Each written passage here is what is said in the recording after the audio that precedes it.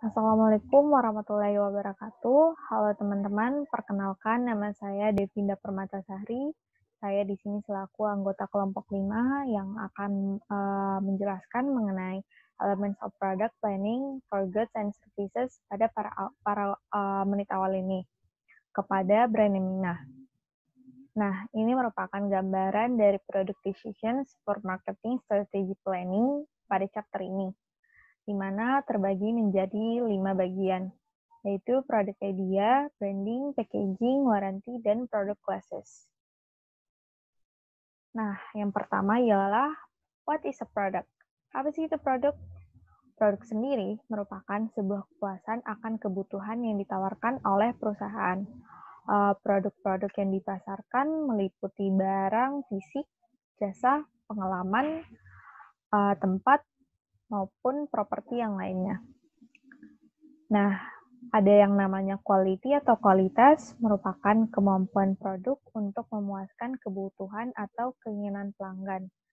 Nah, produk dan kualitas sendiri sangat terjalin erat, karena produk itu tidak hanya semata-mata diproses lalu menjadi hasil lalu ditawarkan kepada pasar, tetapi itu produk mempunyai tujuan untuk memenuhi keinginan konsumen, untuk memenuhi kepuasan konsumen yang dimana untuk mencapai target perusahaan juga. Jadi itu produk harus memiliki kualitas tersendiri. Next, ada sorting out product atau memilah produk. Nah, di sini ada terbagi menjadi 3. Ada produk individual, produk line, dan produk assortment. Nah, produk individual sendiri artinya produk tertentu dalam produk line. Itu biasanya dibedakan oleh merek, harga, dan lain-lain. Misalkan harga dari kosmetik pada gambar tengah dan skincare yang di gambar pertama atau yang warna biru ini. Harganya itu sangat berbeda jauh. Karena saya juga punya sendiri, yaitu yang kalau makeup misalkan yang lipstiknya itu sekitar harga 40 sampai range 70.000. Nah, sedangkan buat yang skincare-nya sendiri itu harganya sekitaran 15.000 sampai 30.000. Nah, selanjutnya ada produk line. Produk lain sendiri merupakan sekelompok barang-barang yang pada pokoknya cenderung mempunyai tujuan penggunaan sama dan memiliki karakteristik secara fisik yang hampir sama. Maksudnya itu tujuan penggunaannya misalkan terdapat pada gambar yang ketiga dan pertama. Nah, yang pertama itu sebenarnya sama-sama nih skincare. Yang biru itu untuk wajah yang berminyak. Nah, sedangkan yang untuk warna pink itu sendiri untuk wajah yang normal atau yang sensitif. Sama-sama sih sebenarnya tujuannya untuk memperbaiki wajah atau untuk menetralkan wajah di kecantikan. Tetapi fungsinya beda nih, meskipun kayak harganya sama atau produk dan packagingnya sama, tapi manfaatnya itu berbeda.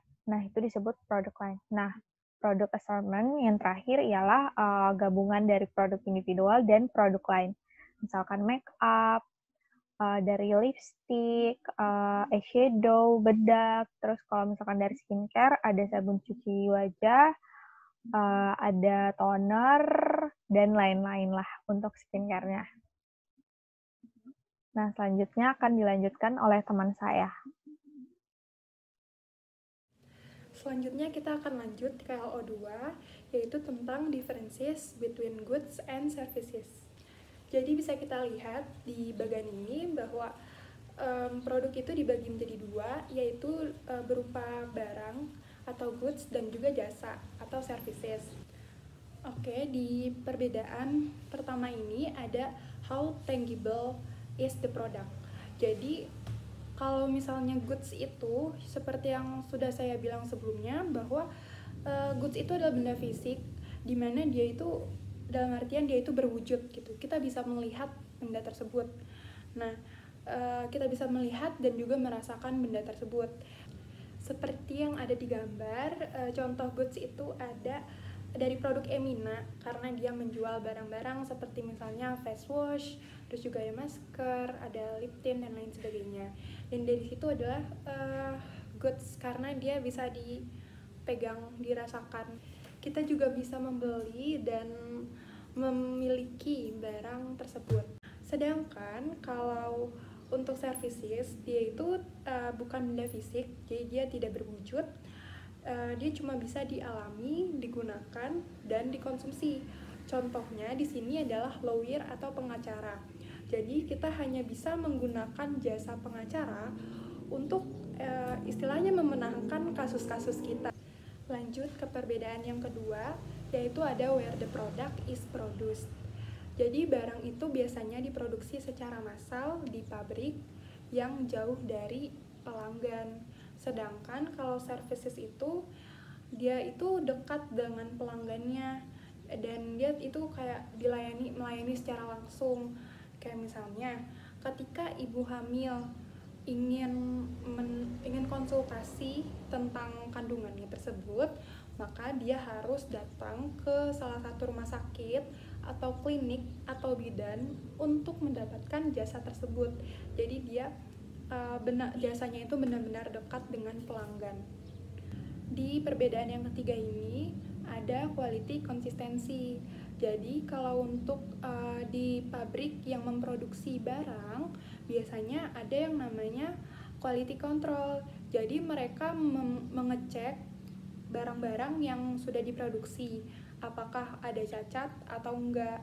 Nah, barang-barang yang cacat tersebut bisa saja disebabkan karena ada pekerja yang suasana hatinya itu lagi nggak bagus gitu. Jadi hasil produksinya juga tidak baik. Sedangkan kalau services, dia itu services juga, jasa juga kadang tidak konsisten gitu dengan pelayanannya.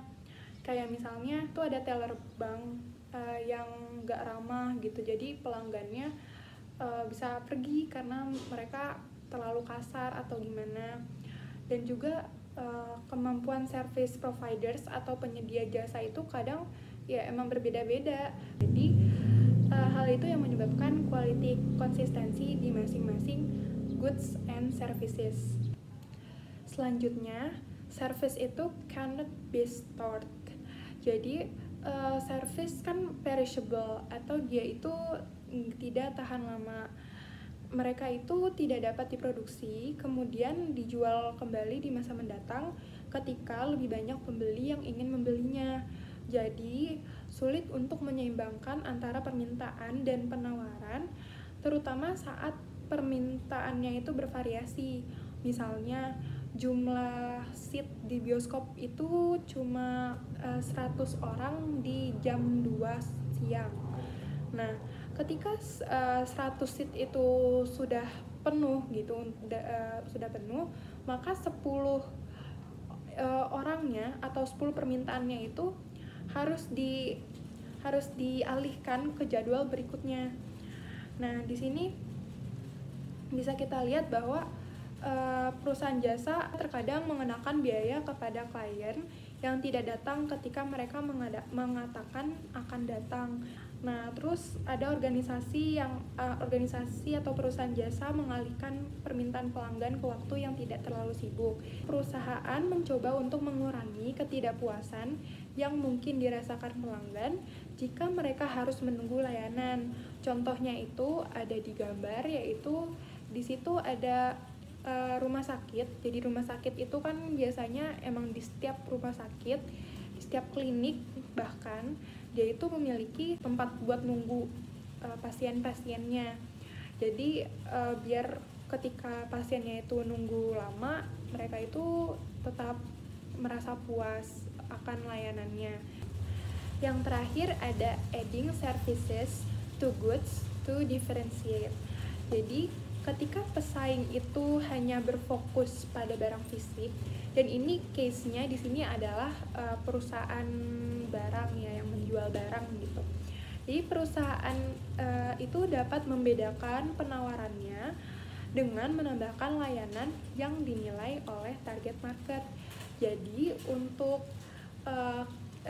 contohnya misalnya Emina itu dia memiliki WhatsApp customer service, di mana para calon konsumen atau mungkin konsumennya mereka itu bisa bertanya-tanya tentang produk-produk dari Emina, atau mungkin konsultasi dengan customer service-nya, misalnya ada keluhan mukanya kayak gimana, terus produk yang cocok buat dia itu kayak gimana. Lalu yang kedua itu ada Emina Beauty Chat. Dan Emina melakukan beauty chat itu di Instagram kepada para followersnya ya di Instagram, yaitu Emina Cosmetics. Nah, di situ Emina memberikan banyak informasi tentang produk-produknya dan juga tentang kecantikan. Oke, perkenalkan, saya Mentari Indah. Saya di sini ingin melanjutkan presentasi dari teman saya, yaitu melanjutkan materi LO3, yaitu Branding is a Strategy Decision. Branding, apa itu branding? Branding artinya penggunaan dari nama, term, simbol atau desain, atau kombinasi dari semuanya yang mengidentifikasikan suatu produk, termasuk brand name, trademark, atau apapun yang berarti produk identification. Nah, di sini nih, di bawah, di tengah ini ada trademark Emina. Warnanya pink dan ada tulisannya Born to be Loved. Di sini, Emina ingin memberitahu kepada penggunanya bahwa kita semua terlahir untuk dicintai. Sehingga penggunanya akan merasa seperti ketika mereka menggunakan produk Emina, mereka akan merasa lebih pantas untuk dicintai, meningkatkan kepercayaan diri mereka. Di sini ada brand name dan trademark. Brand name itu apa? Brand names mengkoneksikan antara produk dengan benefit yang pelanggan ekspektasikan. Maksudnya, ketika customer percaya pada suatu brand, ketika brand tersebut membawa experience positif atau review positif kepada pelanggan-pelanggan mereka, atau mereka mendengar hal-hal bagus, hal-hal yang positif dari suatu firma atau perusahaan dari promosinya mereka atau pelanggan-pelanggan yang lain. Maksudnya, mereka percaya pada suatu brand ketika ada review positif dari customer yang sudah menggunakan brand names tersebut atau produk tersebut. Trademark adalah legal term. Maksudnya trademark tersebut telah terdaftar secara hukum, mereka terdaftar yang digunakan oleh suatu company. Kemudian advantage of brand promotion atau keuntungan dari brand promotion. Keuntungannya apa sih? Pertama adalah ketika suatu perusahaan, suatu produk sudah memiliki good brand name atau nama brand yang bagus, mereka akan mengurangi waktu dan usaha marketing untuk dikenali oleh customer. Jadi mereka tidak perlu membutuhkan tenaga lebih banyak daripada yang lainnya karena mereka sudah mendapatkan nama brand yang bagus. Kemudian kedua, improve the company image, speeding acceptance of new product marketer under the same name. Maksudnya ketika suatu nih misalnya PT Paragon, awalnya mereka sudah mempunyai brand Wardah, dan ketika Wardah itu sudah dikenal oleh masyarakat Indonesia, khususnya perempuan, sebagai brand yang bagus, dan mereka produknya berkualitas, sehingga ketika Emina diluncurkan untuk remaja, mereka langsung mempercayai bahwa produk tersebut bagus. Namun apakah ada kekurangan dari brand promotion? Tentu saja ada. Mereka kerugiannya adalah membutuhkan effort yang banyak dan costly atau mengeluarkan banyak uang mahal. Seperti itu. Selanjutnya, gimana sih branding itu bisa sukses? Pertama, easy to label and identify by brand or trademark. Maksudnya, mudah diidentifikasikan. Kedua, kualitasnya itu sebanding dengan harganya. Maksudnya, ketika mengeluarkan harga segini, mendapatkan kualitas yang segini, yang terbaik. Ketiga, ketersediaannya di mana-mana. Maksudnya mudah dicari, mudah didapatkan. Keempat, demand is high, market price high enough. Maksudnya branding tersebut sukses ketika permintaannya banyak dan harga yang ditawarkan bisa tinggi, sehingga profit yang didapatkan akan tinggi juga. Kelima, economies of scale. Dan keenam, favorable display space. Maksudnya mereka tuh ketika dipajang di suatu toko-toko atau supermarket atau di tempat kosmetik kayak gitu, mereka mudah dilihat, langsung di sini nih tempatnya, jadi eye catching gitu, mudah ditemukan. Baik, selanjutnya presentasi akan dilanjutkan oleh saya, Mutia Deswanti. Pertama saya akan menjelaskan tentang packaging. Jadi, packaging yaitu kegiatan promosi perlindungan dan penambahan nilai sebuah produk. Informasi yang dimuat dalam packaging suatu produk harus mencerminkan keadaan produk yang sebenarnya. Misalnya pada produk makanan atau minuman, informasi nutrition food-nya harus mencerminkan keadaan produk yang sebenarnya, atau misalnya ingredients-nya harus sesuai dan harus benar nyatanya. Kemudian, apa sih pentingnya packaging? Yang pertama, ada meningkatkan nilai suatu produk, dapat mengirimkan pesan, kemudian sebagai proteksi dan promosi produk. Packaging dari suatu produk itu bisa meningkatkan nilai suatu produk karena jika packaging-nya menarik atau unik, bisa meningkatkan minat pembeli. Jadi, pembeli yang melihat produk tersebut tuh minat akan membelinya akan meningkat. Kemudian dapat mengirimkan pesan. Pesan ini bisa berupa klaim dari perusahaan tersebut atas produknya, terus juga sebagai proteksi. Di sini jelas ya fungsinya sebagai proteksi produk tersebut, misalnya selama proses pengiriman agar produk tersebut tetap terjamin dan aman, tidak rusak. Ini adalah contoh-contoh dari packaging Emina. Bisa kita lihat secara bersama, Emina membuat packaging semenarik mungkin agar menarik minat pembeli ya, seperti dikasih warna-warna yang menarik atau bentuk-bentuk yang menarik.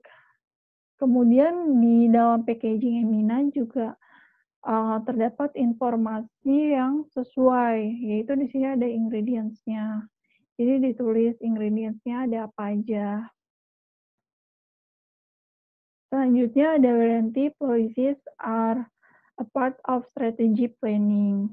Apa sih garansi itu? Jadi garansi menjelaskan apa yang dijanjikan perusahaan mengenai produknya. Pemberian garansi biasanya tertulis pada kemasan produk.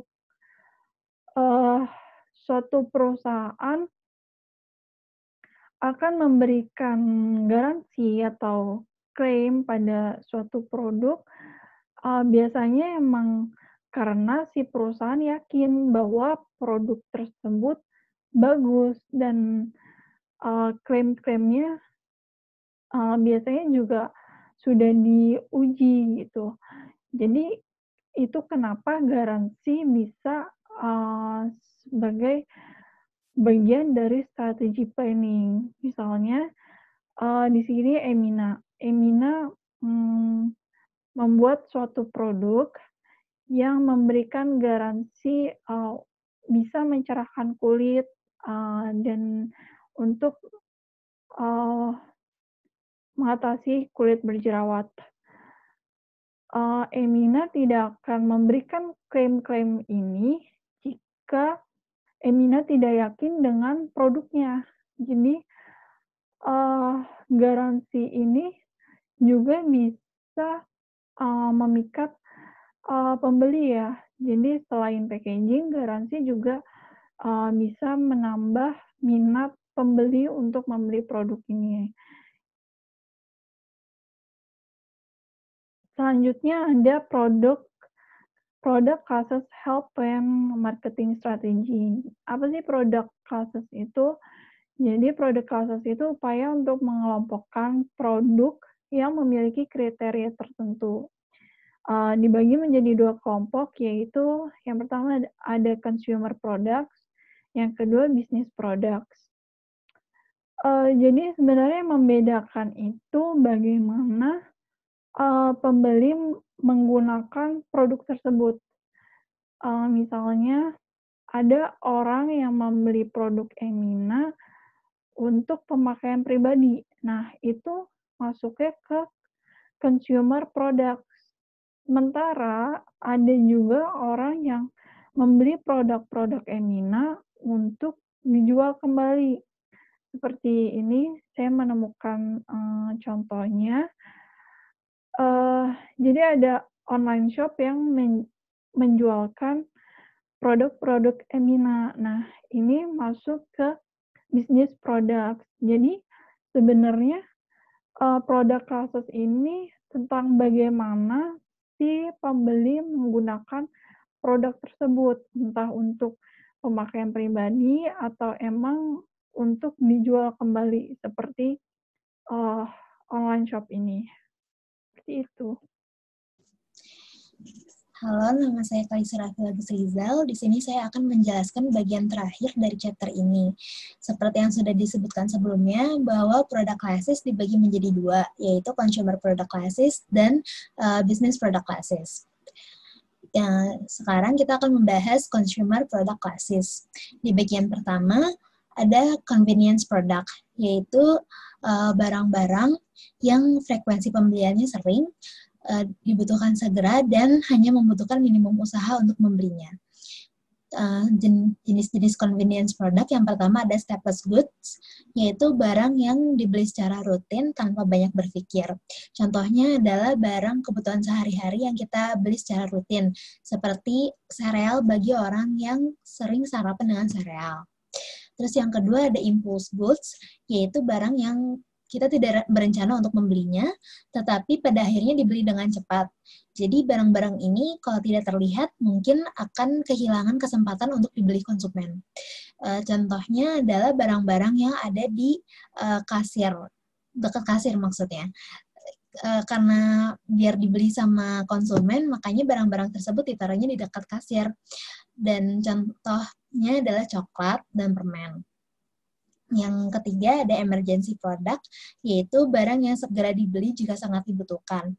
Contohnya adalah masker ketika pandemi ini hadir gitu. Yang masuk ke bagian kedua, yaitu shopping product. Jadi shopping product ini adalah barang-barang yang dapat di-compare. Dibagi menjadi 2, yaitu homogeneous product dan heterogeneous product. Yang pertama, homogeneous product, yaitu konsumen hanya melihat sedikit perbedaan dari barang alternatif dan berusaha untuk mencari harga yang terendah. Contohnya adalah lampu merek Hanox dan lampu merek Panasonic dengan watt yang sama tentunya. Karena tidak melihat ada perbedaan yang signifikan, maka konsumen hanya akan mencari harga yang termurahnya aja. Terus yang kedua ada heterogeneous product, yaitu barang yang dimana konsumen melihat banyak perbedaan dan cenderung mencari informasi lebih tentang produk, biasanya lewat internet. Contohnya adalah Emina ini. Jadi kenapa Emina ini termasuk heterogeneous product? Karena produk ini adalah kosmetik. Mungkin di bagian atas kita melihat lip tint dengan packaging yang sama antara lip tint Emina, Wardah, dan BLP Beauty. Namun, jika kita cari informasi lebih lanjut, akan ada perbedaan yang signifikan di antara ketiganya. Dari segi harga, di sini Emina yang termurah. Terus juga dari segi ketahanan di bibir, di sini Emina yang paling tahan. Seperti itu. Mungkin BLP lebih cepat menghilang. Terus juga banyak yang bilang dari segi kualitas, Emina jauh lebih lembab daripada produk Wardah. Seperti itu. Maksudnya Jadi konsumen mencari review produk dari barang-barang ini, tentunya yang kredibel ya. Terus juga di sini ada bedak dari kedua brand, yaitu yang pertama Pond's dan yang kedua Emina. Mungkin dari packaging terlihat sama, namun banyak yang bilang bahwa Pond's punya hasil yang glowing di kulit daripada Emina. Nah, terus juga teksturnya Pond's lebih lembut daripada bedak Emina. Dan ada juga yang bilang dari segi bau, Pond's memiliki bau yang kurang sedap dibandingkan Emina. Seperti itu. Masuk ke bagian ketiga, yaitu specialty product. Specialty product ini adalah barang-barang yang di mana konsumen bersedia mengeluarkan tenaga untuk mendapatkan produk tertentu, bahkan jika produk itu tidak diperlukan. Preferensi yang kuat penting untuk membuat keputusan pembelian, dan internet menjadi sumber informasi yang penting. Biasanya contoh dari produk ini adalah barang-barang mewah. Oke, lanjut ke bagian ketiga, yaitu unsold product. Yaitu produk yang baru atau keberadaannya disadari oleh konsumen, tapi belum terpikirkan untuk membelinya. Unsold produk ini dibagi menjadi dua bagian, yaitu new unsold dan regularly unsold. Jadi new unsold ini adalah produk yang belum dikenal oleh masyarakat karena baru keluar. Sementara regularly unsold adanya kesadaran terhadap produk tersebut, namun konsumen belum terpikirkan untuk membeli produk-produk tersebut. Contohnya adalah batu nisan dan lahan pemakaman. Seperti itu. Nah, sebelum kita beralih ke business product classes, kita akan mencari tahu apa hubungan consumer product classes dan business product classes.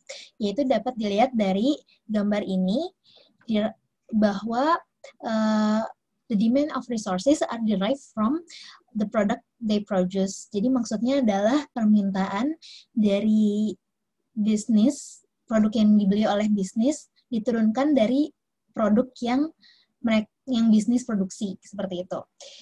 Di sini contohnya adalah mobil. Jadi ketika permintaan kuantitas produk mobil meningkat, maka bahan baku mobil akan meningkat pula kuantitas yang dimintanya, seperti itu.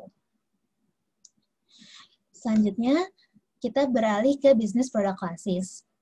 Business product classes ini dibagi menjadi 6 bagian. Yang pertama adalah installation.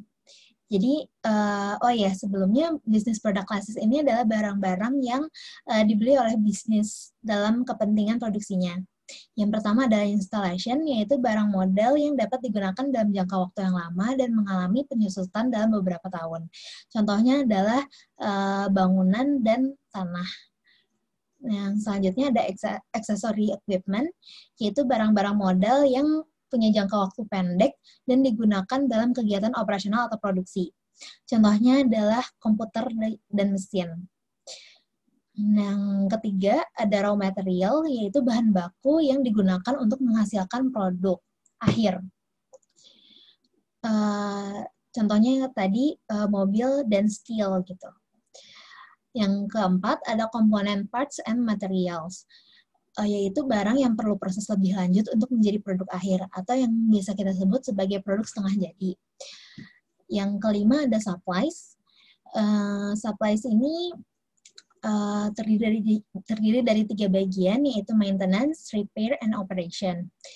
Jadi supplies ini tuh barang yang berguna untuk proses operasional, tetapi tidak digunakan, misalnya tidak berkontribusi dalam produk akhir. Makanya jenis-jenisnya adalah untuk pemeliharaan produk, membenarkan produk, dan operasi produk. Mungkin yang berperan secara signifikan bagi produsen adalah supplies untuk operation. Contohnya adalah oil dan gas. Yang terakhir ada professional service, yaitu jasa untuk membantu kegiatan operasional perusahaan. Contohnya adalah information and technology services untuk membantu perusahaan dalam mengelola website perusahaan, seperti itu. Ya, jadi sekian presentasi dari kami. Terima kasih.